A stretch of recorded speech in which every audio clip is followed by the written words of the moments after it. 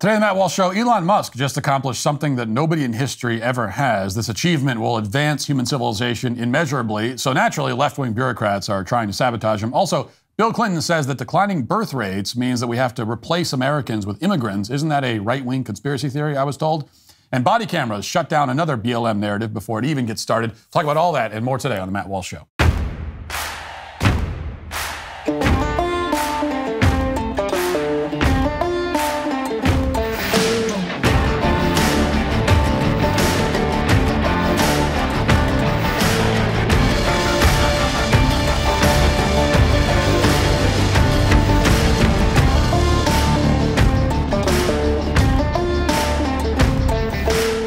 The wait is almost over. On October 28th, my hit comedy, Am I Racist?, is finally coming to DailyWire Plus. That's right, the #1 documentary of the decade will be available for streaming exclusively on DailyWire Plus. If you're not a DailyWire Plus member, go to dailywire.com/subscribe and use code AIR for 35% off new annual memberships right now.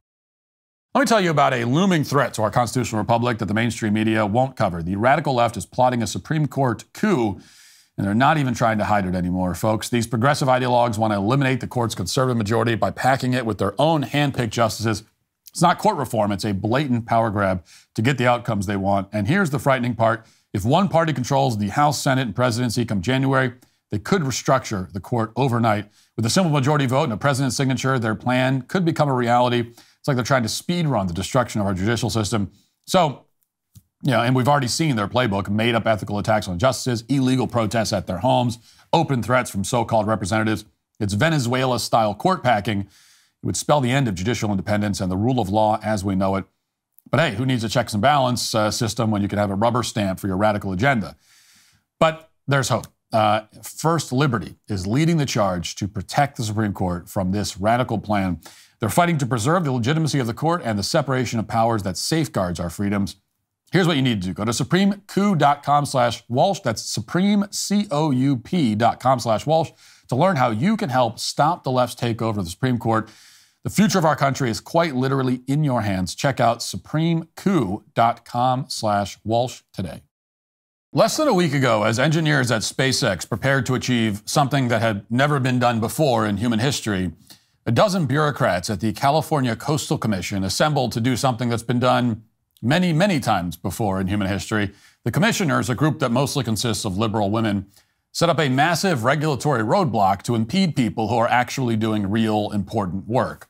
And these commissioners established this roadblock in a way that made it extremely obvious to everyone that the root of their frustration was their own jealousy and bitterness.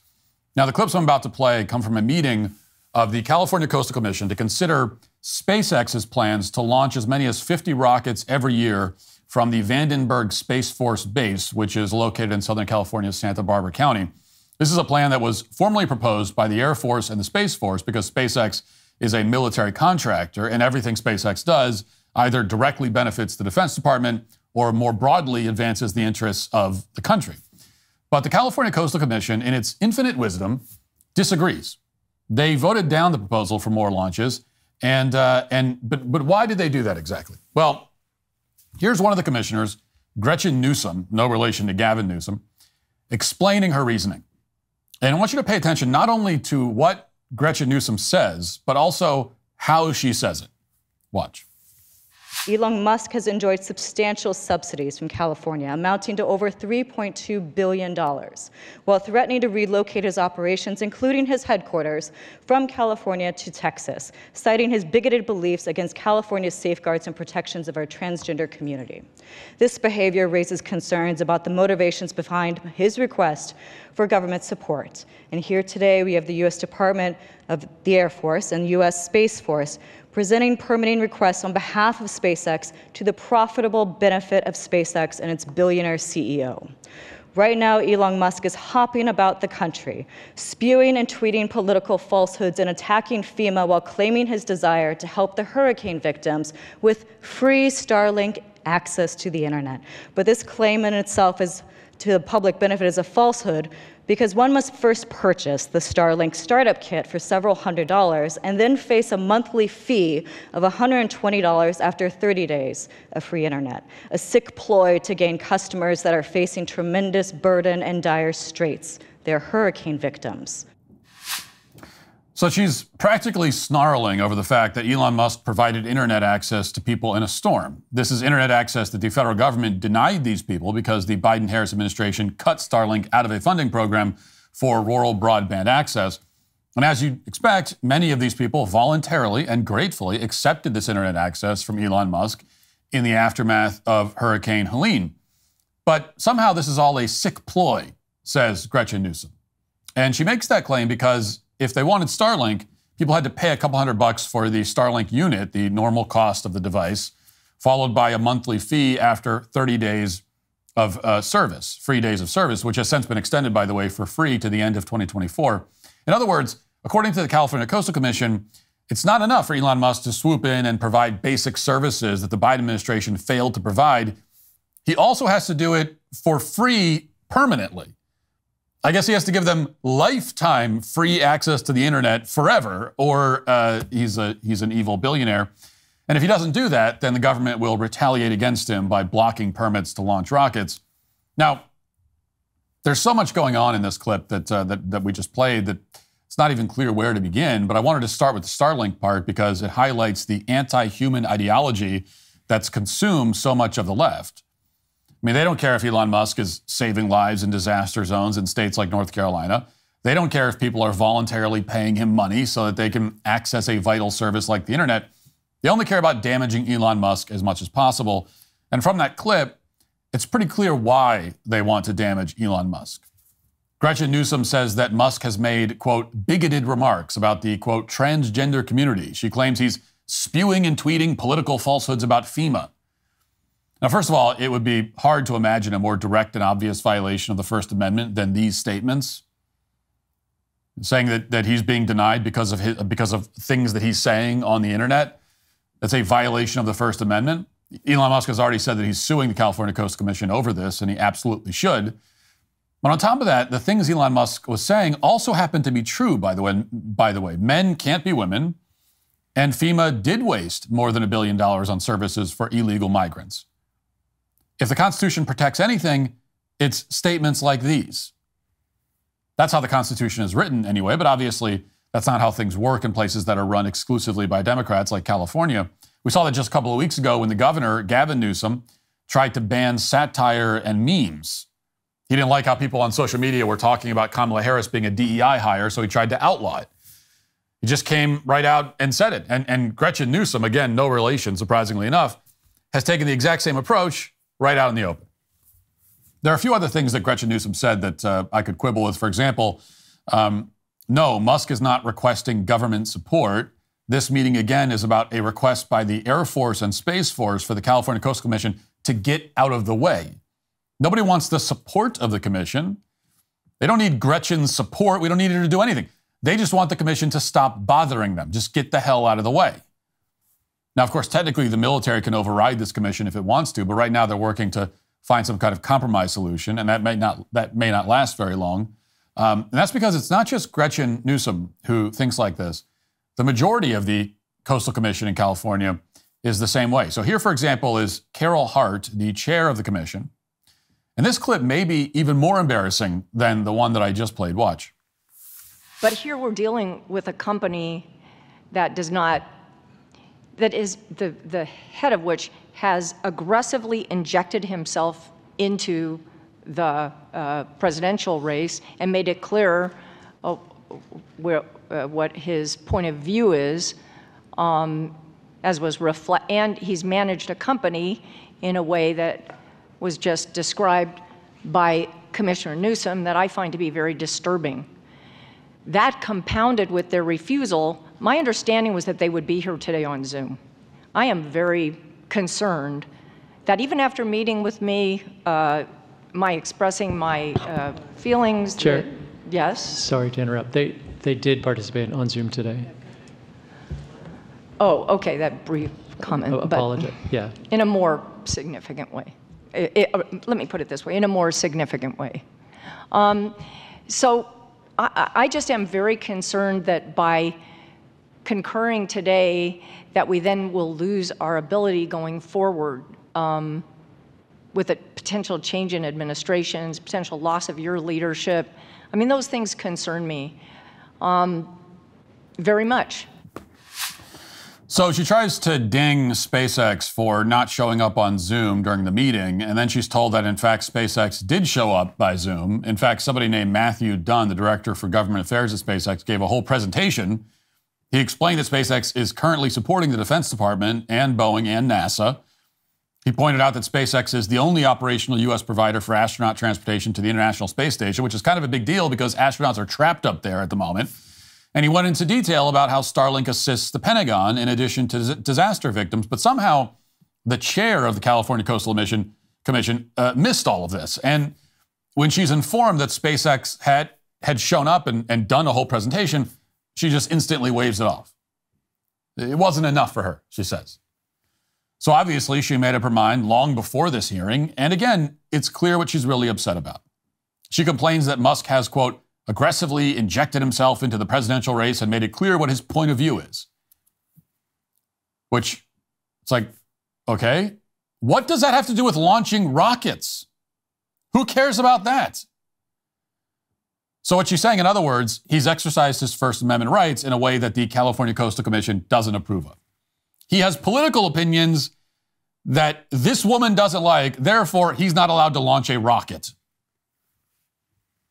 For good measure, Carol Hart also complains that Musk has, quote, managed the company in a way that's very disturbing. Now, it's hard to know exactly what that's a reference to. Maybe she's complaining about that lawsuit by some former SpaceX employees, which accuses Musk of posting insensitive memes on X. Those memes were allegedly very traumatizing to these employees, particularly the meme that depicted Bill Gates as a pregnant man. It's very disturbing. Very disturbing stuff. They're traumatized by it. Or maybe she's referring to how SpaceX was fined several $100,000 because of alleged launch license violations last year, even though those launch license violations wouldn't have been violations at all if the FAA had responded to SpaceX's various applications in time. So maybe that's what the commissioner finds disturbing. Or maybe she's talking about how SpaceX is doing things that no one has ever done before in all of human history. Maybe she finds that disturbing. As a useless bureaucrat, when she sees people doing and accomplishing things, she's confounded. She's like, what is this?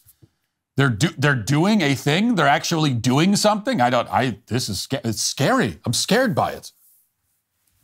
Maybe she doesn't see any benefit to reusable rockets or colonizing Mars or rapidly deploying satellites to provide internet access to millions of people. Maybe the idea of human progress itself upsets this particular bureaucrat. And that would really explain a lot. Now, you can go through the whole hearing and you won't find a serious explanation for the commission's ultimate vote, which was to deny SpaceX the additional launches. But you will find a lot of hysteria.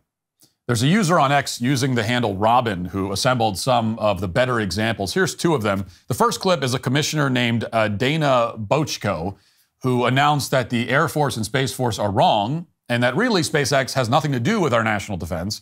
She just comes out and unilaterally declares that SpaceX doesn't benefit the government in any way. She knows more than the Pentagon and all of the engineers on this point. We should listen to her. The second clip is a woman, a member of the public, complaining about the sonic booms from the launch. Watch. Reluctantly, I'm going to vote no. And the reason I am is that I do believe that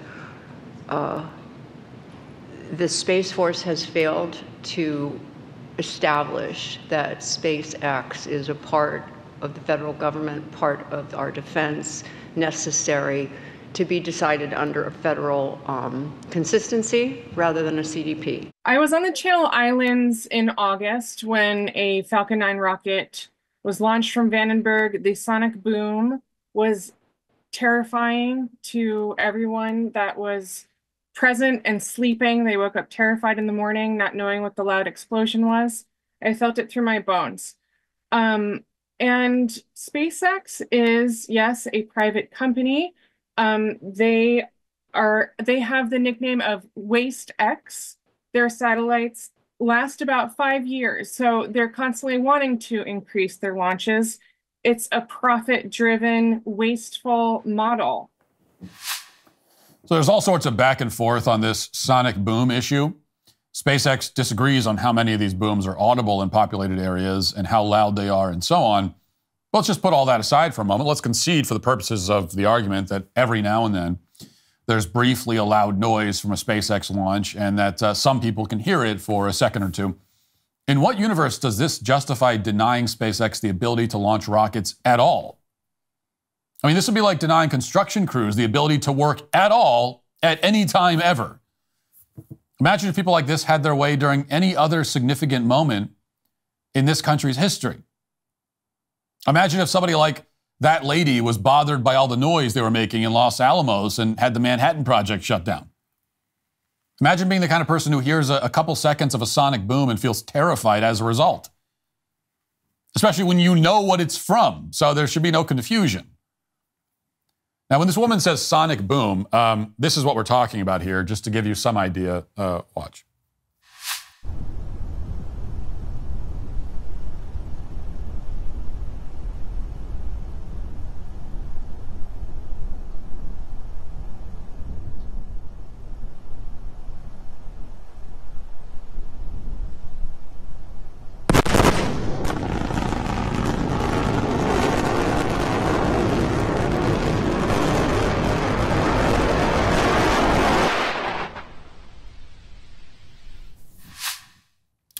So that's it. I mean, the rocket makes a loud noise, and that's reason number 10,000 to shut down SpaceX, apparently. You know, if we're going to, advancing human civilization is great and all, but if it makes a loud noise that bothers me once every 6.5 weeks, well, then never mind. Can you quiet down with all your civilizational advancement over there? I'm trying to watch TikTok.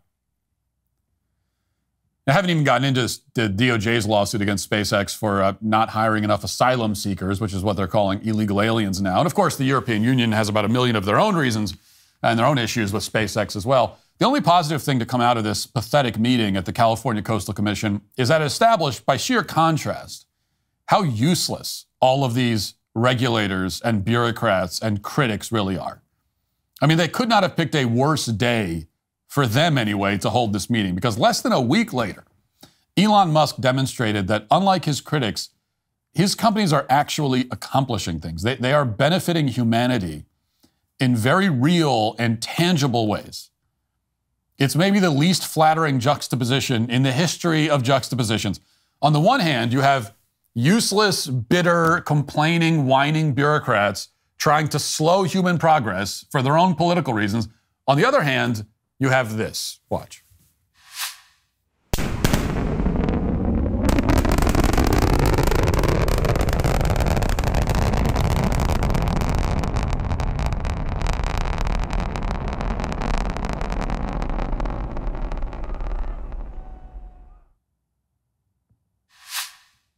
I mean, that's real, by the way. That's not it's not like computer animation. That actually happened.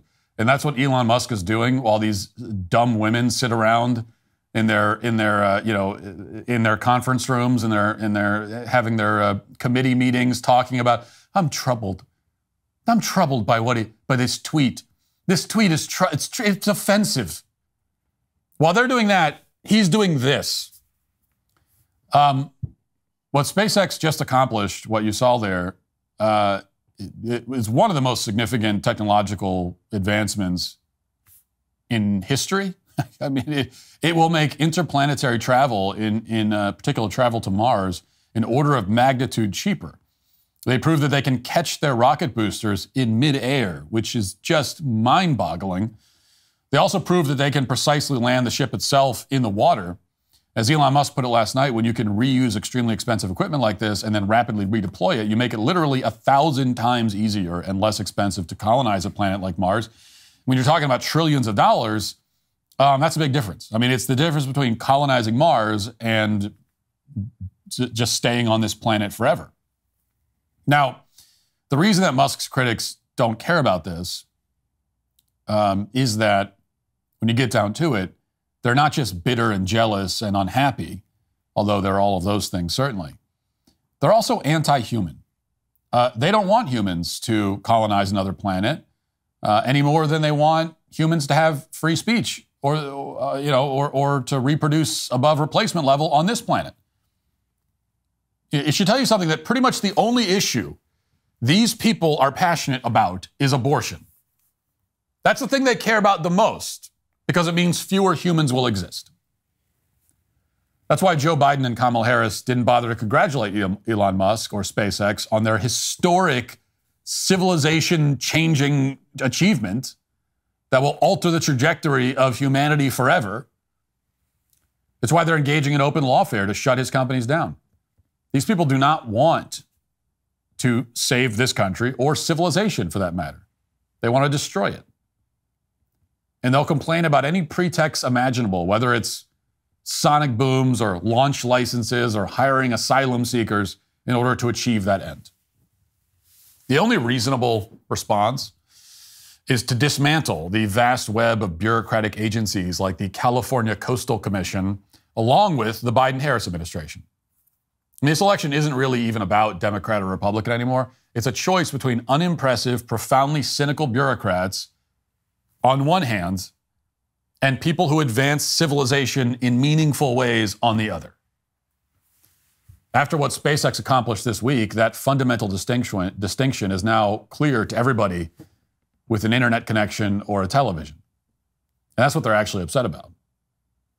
And it's why in just a few weeks, there's a very good chance they're going to lose the power that they never deserved to have in the first place. Now let's get to our 5 headlines.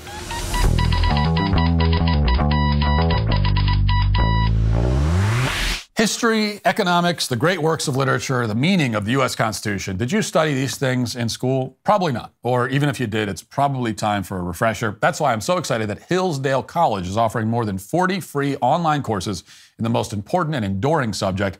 You can learn about the works of C.S. Lewis, the stories in the books of Genesis, the meaning of the U.S. Constitution, the rise and fall of the Roman Republic, or the history of the ancient Christian church with Hillsdale College's online courses, all available for free. That's right, for free. I personally recommend you sign up for Marxism, Socialism, and Communism. This brand new online course is unlike anything Hillsdale has produced before. Over the course of 6 documentary-style episodes, you'll hear from Hillsdale professors of history, politics, and economics as they look at Marx's life and writings, the misery and brutality in the Soviet Union, the atrocities of communist China, and the proliferation of cultural Marxism in America. You'll explore how many ideas in American politics today are rooted in Marxism and also how they differ from Marxist thoughts. It's vital that we take these ideas and historical figures seriously so that we can see the injustice and evil inherent in them and are better equipped to defeat them. Start your free course, Marxism, Socialism, and Communism, today. Go right now to hillsdale.edu/Walsh to start. It's free. It's easy to get started. That's hillsdale.edu/Walsh to start. Hillsdale.edu/Walsh. Bill Clinton is out on the stump campaigning for Kamala. There's been a few notable moments. One where he went to a McDonald's and the employees didn't recognize him. They thought that he was Joe Biden, which is pretty rough. Not really fair to Bill. I mean, Joe Biden is older than he is. And think about that for a moment. A guy who was first elected president more than 30 years ago is currently younger than the guy who is president right now. Technically president right now. And actually, every president that we've had since 1992 is younger today than the current president, which is why it was always insane for anyone to have ever supported Biden for president. I mean, there are many other reasons, but that reason alone. So anyway, there was that moment. There was also another moment where Bill, on the stump, admits that Laken Riley's death was the result of the government not properly vetting the illegal immigrant who killed her, which is a direct and correct, by the way, attack on Biden and Harris. Whether he meant it that way or not, that's what it is. Actually, let's go ahead and play that clip. Here it is. You had a case in Georgia not very long ago, didn't you? They made an ad about a young woman who'd been killed by an immigrant. Yeah, well, if they'd all been properly vetted, that probably wouldn't have happened. But if they're all properly vetted and that doesn't happen. I'm Donald J. Trump, and I approve this message. Yeah, that's yeah, pretty much. I mean, nothing to add. Nothing to add. That's exactly the point. That's precisely the point that we're making.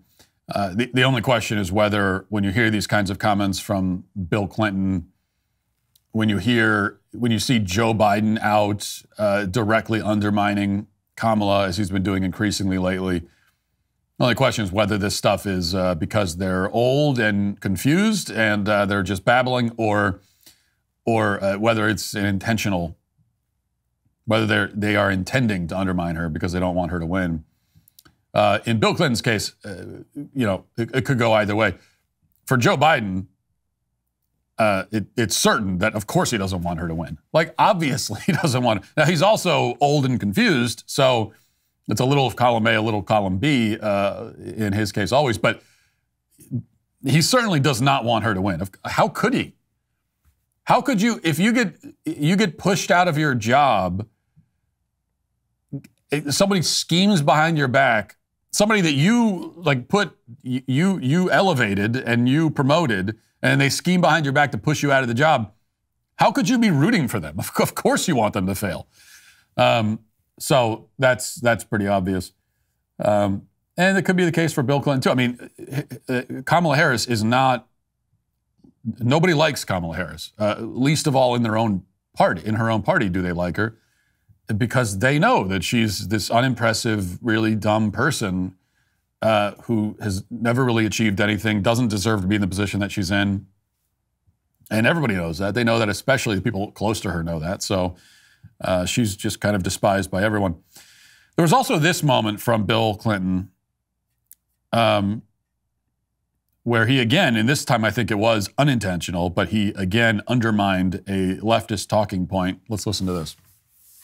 Platter a new direction to manage an immigration crisis in a tough time where there's all this upheaval all over the world, where there are border problems all over the world, where millions of people are trying to escape the misery they're in, and other people are saying, well, I want to do what I can and take what I can, but maybe there's a limit to how much we can do. In other words, I don't think Americans are anti-immigration, they're anti-chaos, right? They don't want us to do more than we can, but they recognize, at least most people do, we got the lowest birth rate we've had in well over 100 years. We're not at replacement level, which means we got to have somebody come here if we want to keep growing the economy. Unless one of you is one of these artificial intelligence geniuses and figured out how we can all grow with no work, which I'm not sure would be good for us. I think, it. Wow. Wait a minute. I have it on good authority that what Bill Clinton just articulated there is a right-wing conspiracy theory, a horrifically racist right-wing conspiracy theory. Haven't we been told that? Hasn't that been shrieked at us incessantly for years now? What you just heard from Clinton is the great replacement. That's what it is. Importing immigrants to replace Americans. That's the great, it is a replacement, right? He just used the word. It's a replacement. And it's also great in terms of the size and scope. So it's the great replacement. So once again, we see here the common trajectory on the left. This is how it goes with everything. This is how it goes with literally everything. First, they deny that it's happening, and then they admit that it's happening and say that it's good. It goes from that's not happening to it is happening and it's good, actually. It is happening and it should happen more often. It is happening and you should be cheering it on. That's the way it always goes. That's the way the denials, that's the evolution on the left. And it shouldn't need to be pointed out, but I will, that there is another way to solve the problem of declining birth rates in America, because that's happening and that is a problem. So if you have declining birth rates in America, one thing you could do is just replace Americans with third world immigrants so that America is no longer even America. That's one strategy. The other strategy is that you could increase the birth rate. I mean, if we're all agreeing that that's the fundamental problem here, then what about just Americans have more babies? Here's an idea. Americans have more babies and also stop killing the babies that we do have. There's a two-pronged approach here. We could turn this thing around. Have more babies, don't kill them. It's a crazy idea. Is it possible to encourage Americans to have more kids? Yes. I mean, that's what any functioning society, any functioning country should be doing. That's like functioning society 101 level stuff here is creating a situation where people are encouraged to start families and have kids, and you make your society as welcoming as it can possibly be to young families. You facilitate the formation of families. That's what you do. Or you just turn your country into the third world so that it's indistinguishable eventually from the countries that these immigrants are fleeing from to begin with. Okay, a couple of weeks ago, Georgetown women's basketball posted a tribute to one of their players. And I think we have that tweet. Let's put that tweet up. Okay, so this is from September 20th, 2024. Georgetown women's basketball mourns the tragic loss of Sydney Wilson, class of 2013. Forever a Hoya. And you can see her there. Okay. Sydney Wilson was her name. She was killed tragically, Georgetown says. And I have seen, by the way, some indication or some claims on Twitter that Wilson was trans, that she's actually a man who identified as a woman. I don't think that's true, as far as I can tell. I'm pretty sure that Wilson was actually a woman. So I'll call her a her on that assumption. Anyway, this is it was being mourned. BLM activists were also mourning her death because it turns out that she was killed by a police officer. And so that was the tragedy. Well, now we know more about this tragedy because this quote-unquote tragedy, the police have released the body cam footage. And I can tell you that the footage, it's like something out of a horror film. I mean, truly, when I first saw it, I didn't think it was real. I thought it was like an AI or a skit or some weird skit or a scene from a movie. I didn't think it was real, and because and I wish I could play it for you, but I can't because if you're watching on YouTube, the problem is that YouTube basically makes it impossible to play videos like this on the grounds that it's violent or whatever. I'd have to blur it to the point where you can't actually see what's happening, so there'd be no point. So I'll just describe it for you, which won't do it justice, but it's the best I can do. So in the footage, an officer named Peter Liu knocks on the door of Sydney Wilson's apartment, apparently to conduct a welfare check. And Wilson opens the door, immediately starts slashing at him with a knife. I mean, there's no conversation that happens at all. She opens the door, immediately starts attacking. So Liu retreats down the hallway and is backpedaling down the hallway. Wilson is charging at him with the knife. I mean, like the knife raised over her head, like I said, like a horror film. Slashing at him, manages to cut him multiple times in the face and hands, and I think other parts of his body as well. And I can't show you the footage. I think I can get away with at least showing you this picture. So here's a screenshot. I mean, that's a real picture. I mean, this is what the whole footage is like. She's running at him, screaming. That blurry thing you see in her right hand is the knife. So you can tell just from that screenshot alone that it was obviously a good shoot. Totally justified. No question about it. I mean, no question. She's lunging at him with a knife. She's pursuing him down the hallway. He keeps saying, back up, back up, back up, telling her to stop. Pursuing him with the knife, actually makes physical slashes him in the face. She's 100% in the wrong. She brought this on herself. She deserved the response that she got. Now she's dead, and it's her fault, no one else's. There's no doubt about that in the slightest.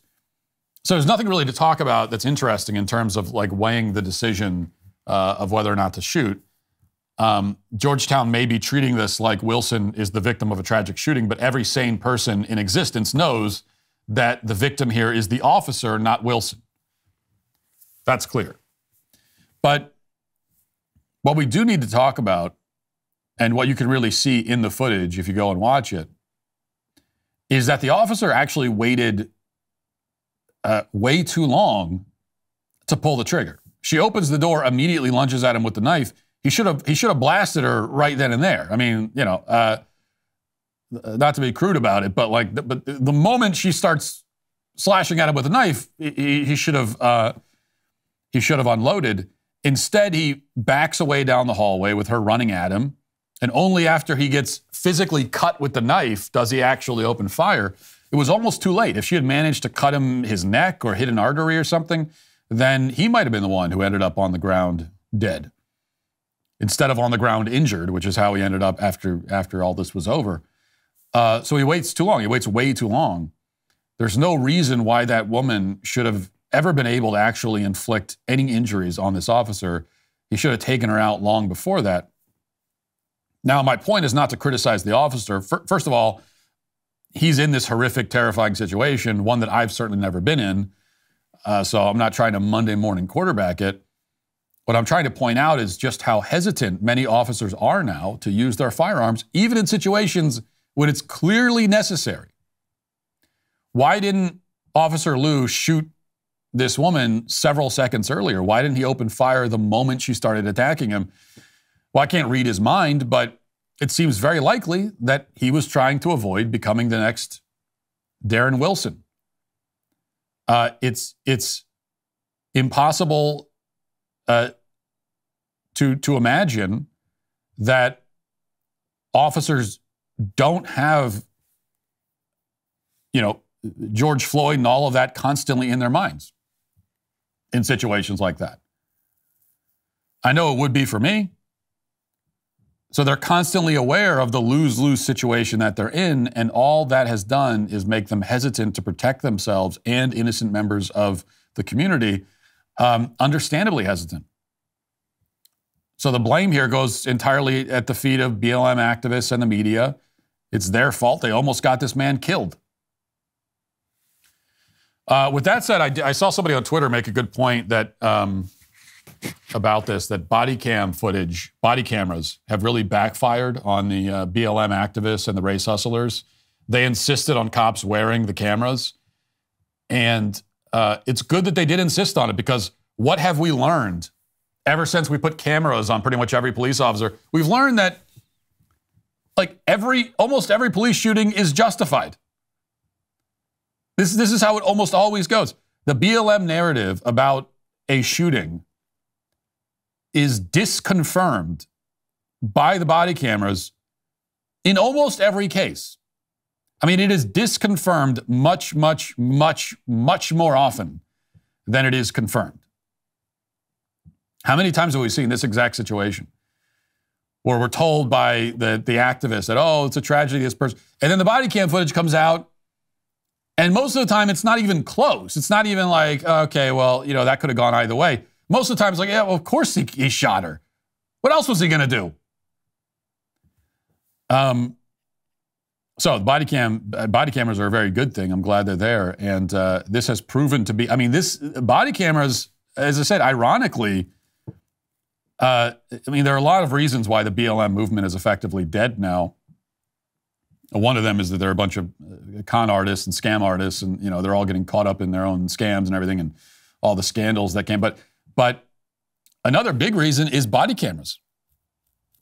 It's like now that we can all see what these cops are dealing with, and now that you can actually see these would-be BLM martyrs, like when you have the image, we just play. I mean, think about this.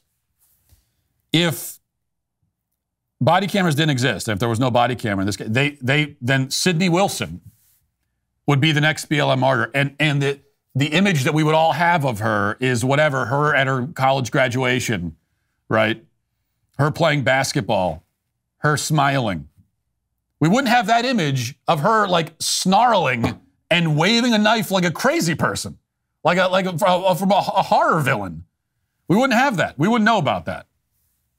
I mean, the cops would tell us, they would say, oh, she had it, but we wouldn't have the image. We wouldn't know what that's like. And go back to the infancy of BLM and Michael Brown. You go back to that, and imagine if there was body cam. There was never a body. There was no body cams. We didn't have body cam footage of Michael Brown charging at the officer and tried to take his gun, tried to kill him. And so we didn't have the body cam footage. So all we had was, we had the police, we had the ballistics. There was a lot of evidence. Even the DOJ looked into it. Obama's DOJ. It's very clear that this was a justified shooting.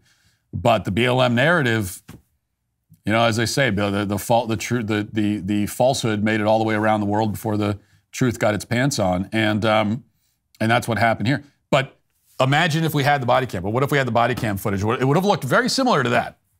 Michael Brown, minus the knife, Michael Brown lunging, charging, enraged at the officer.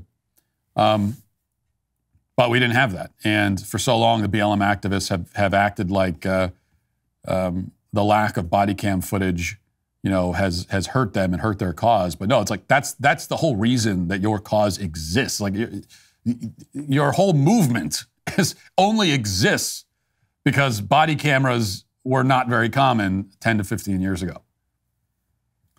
Once you start putting body cameras on all the cops, you could try. They could still try to get it going. They can try to get the narrative going, but when you can see it on camera, it's just hard to get around that. All right. That was 2 headlines, close to 5. Are you struggling with back taxes or unfiled returns? The IRS is escalating collections by adding 20,000 new agents and sending millions of demand letters. Handling this alone can be a huge mistake and cost you thousands of dollars. In these challenging times, your best offense is with Tax Network USA. With over 14 years of experience, the experts at Tax Network USA have saved clients millions in back taxes. Regardless of the size of your tax issue, their expertise is your advantage. Tax Network USA offers 3 key services: protection, compliance, and settlement. Upon signing up, Tax Network USA will immediately contact the IRS to secure a protection order, ensuring that aggressive collection activities such as garnishments, levies, or property seizures are halted. If you haven't filed in a while, if you need amended returns, or if you're missing records, Tax Network USA's expert tax preparers will update all of your filings to eliminate the risk of IRS enforcement. Then they'll create a settlement strategy to reduce or eliminate your tax debt. The IRS is the largest collection agency in the world, and now that tax season is over, collection season has begun. Tax Network USA can even help with state tax issues. For a complimentary consultation, call today at 1-800-958-1000 or visit their website at tnusa.com/Walsh. That's 1-800-958-1000 or visit tnusa.com/Walsh today. Don't let the IRS take advantage of you. Get the help you need with Tax Network USA. On October 28th, my new hit comedy, Am I Racist?, is coming home to DailyWire Plus. When it hit theaters this September, it immediately became the #1 new comedy. And it's now officially the #1 documentary of the decade. That's worth repeating to really irritate our friends on the left. Am I Racist is the #1 documentary of the decade. Plus, it's verified hot on Rotten Tomatoes with a 97% audience score. Now my personal journey through the weird wasteland of woke insanity is coming exclusively to DailyWire Plus October 28th. Your couch is your front row seat to witness me going undercover to hilariously dismantle DEI. But DailyWire Plus is the only place you can stream Am I Racist at home. It all starts on October 28th. If you're not a DailyWire Plus member, go to dailywire.com/subscribe and use code AIR for 35% off new annual memberships right now. Your membership also gets you instant access to the cultural phenomenon What is a Woman, streaming now. And you'll be the first to watch Am I Racist at home, streaming October 28th, only on DailyWire Plus. Now let's get to our daily cancellation.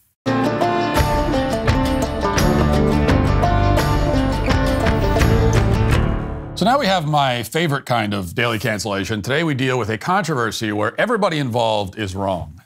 This week, a post from Reddit has gone viral on Twitter, and this post apparently originated on the Millennials subreddit. I've never visited that forum, but I can only imagine what sort of horrors one might find there. And in this case, the post is from a millennial man, a guy in his late 30s, he says, who is complaining bitterly about his parents. On Twitter, much of the commentary seems to be on his side, on the guy's side. I would imagine that the good folks over at the Millennial Reddit forum were also largely sympathetic to him. But here's what the post says, quote, WTF is wrong with our parents. My wife and I have spent almost 2 decades leveling up in jobs and careers and are now in our late 30s with 2 small children in a HCOL state. We scraped and suffered to buy a small ranch house and 2 used larger cars for our family. Our credit is suffering. I'm personally in $20,000 of credit card debt that I'm slowly working down. Our kids attend daycare that bled our savings dry. Typical millennials. quick editor's note here. This is typical millennial stuff. Most of all, the part where they're bleeding their savings dry for the sake of having two parents work while the kids are in daycare.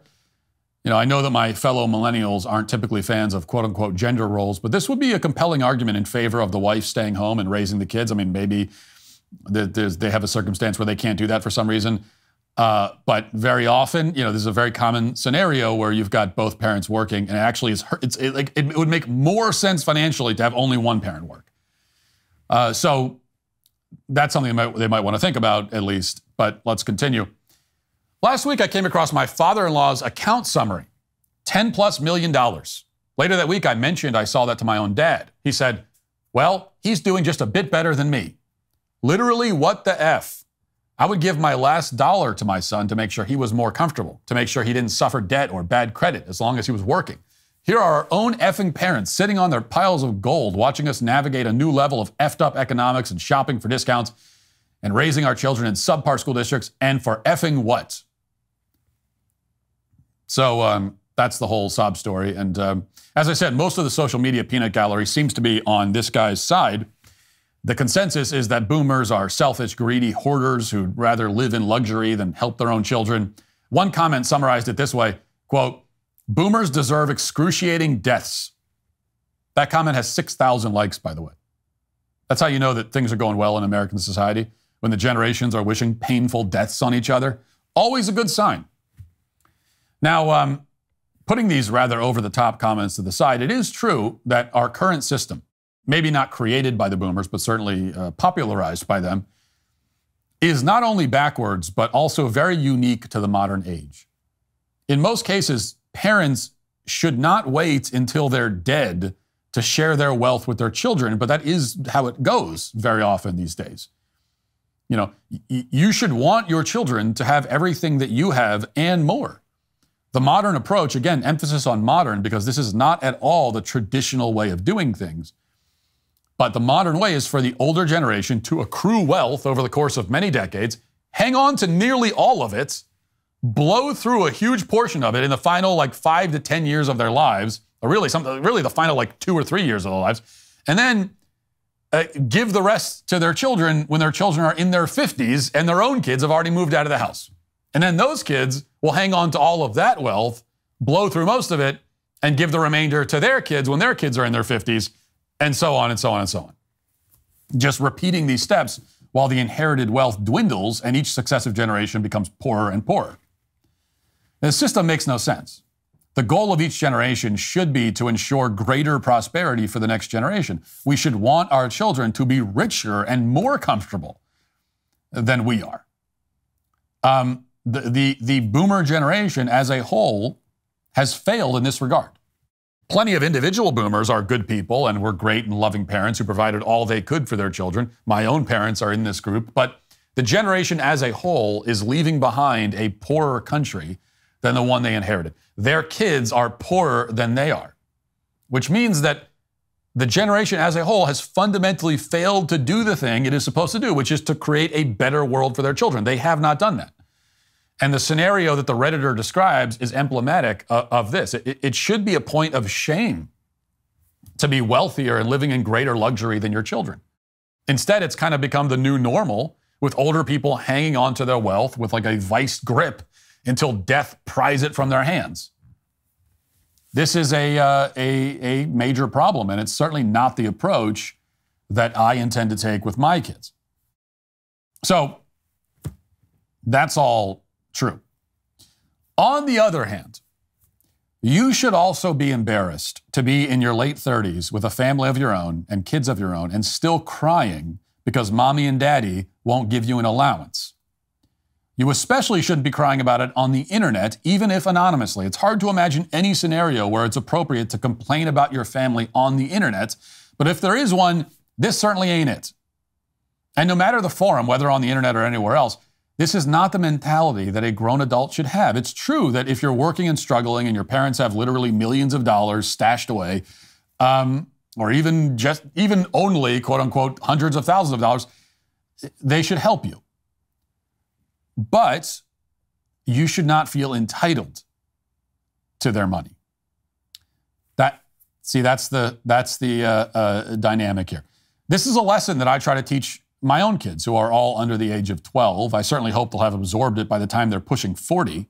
I'm blessed to be able to provide my kids with a wonderful life, all kinds of luxuries that many kids across the world will never have. But they shouldn't expect it or demand it or feel entitled to it. The moment they start making demands is the moment they start losing the wonderful things. My kids understand this because I've told them many times. I am required by law to feed them, clothe them, shelter them. I'm also morally obligated to provide these basic necessities. But everything beyond that is a luxury. I provide some luxuries because I'm generous and I have the means. They should accept those luxuries humbly and with a grateful heart. If they have any other attitude about it, they will lose those things. So here's a very small scale example, typical example for many parents. A few weeks ago, I was out running a few errands with my 4-year-old. And we were at the store. We walked past at the store, the toy section. And she said, Daddy, can I get a toy? Now, I was actually already planning on buying her a toy. It wasn't her birthday. There was no special occasion. I just felt like being generous. And I thought it'd be a nice thing just to get her to just because. But I wasn't ready to buy the toy yet. And that's because I was still getting other things I needed. And so if we're gonna buy a toy, we're gonna do it on my time, not hers. So I said, we'll see. Now, normally my 4-year-old is pretty patient by 4-year-old standards, but she wasn't feeling patient on this day, so she started pouting. And I guess she was assuming that she wasn't actually gonna get the toy, or upset maybe that she wasn't getting it as quickly as she wanted. And then she said the fatal words. She said, "That's not fair. I want a toy. It's not fair." Oh, really? It's not fair that you aren't getting a toy the second you ask for it? So I owe you the toy, do I? Well, now you aren't getting it. See, I was going to buy you a toy, but now that you're demanding it, you're not going to get any toy at all. I'm happy to buy you a toy unless you think I owe you the toy, in which case I'll buy you nothing. And if you use the F word with me, fair, then you're really out of luck.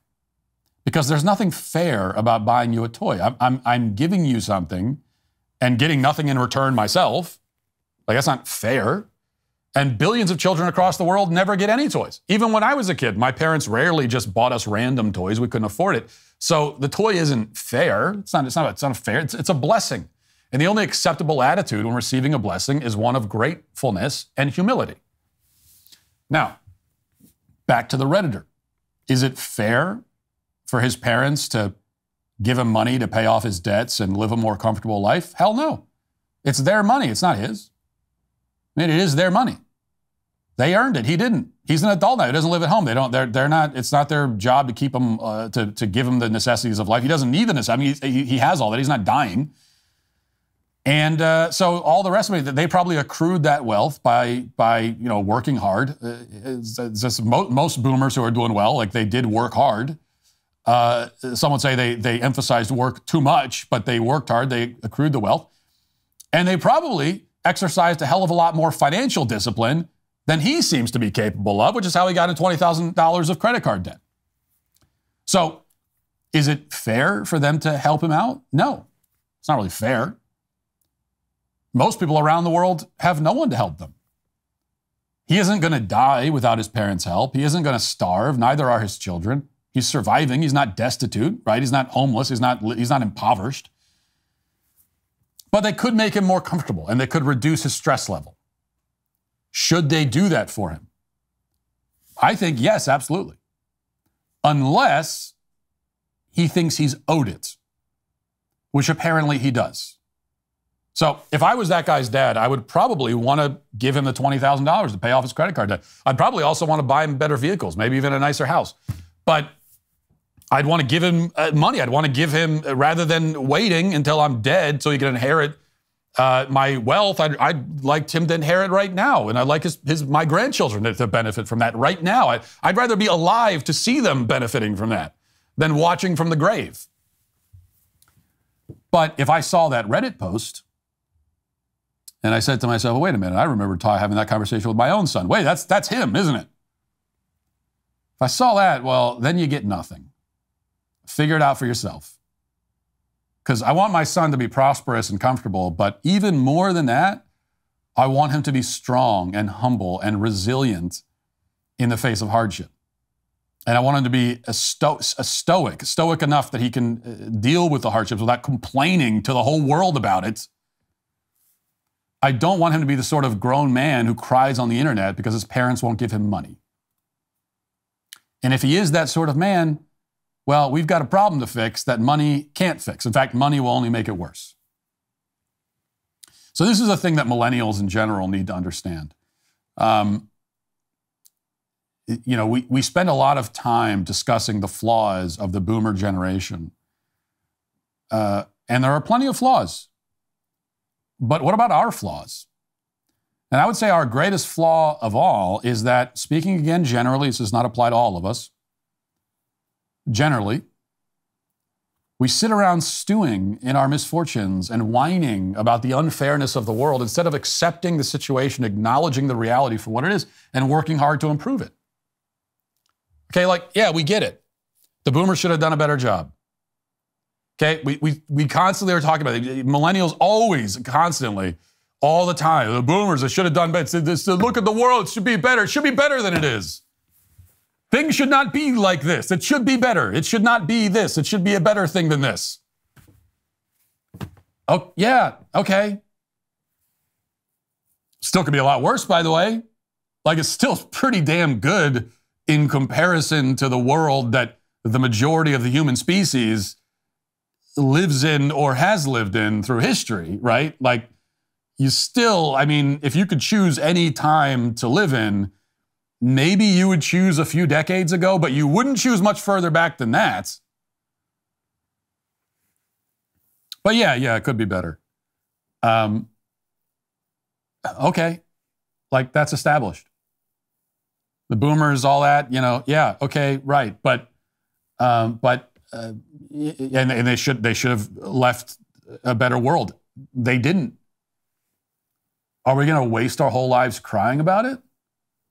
Are we going to go to our graves whining about the way things should have been and all the things that we should have been given but weren't?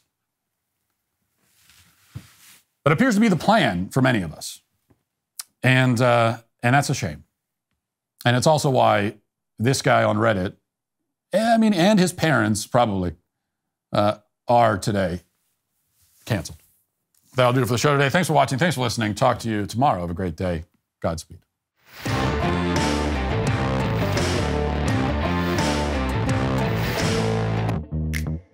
The question everyone in America is asking: am I racist? Make those moves. Get a DailyWire Plus membership to see Am I Racist?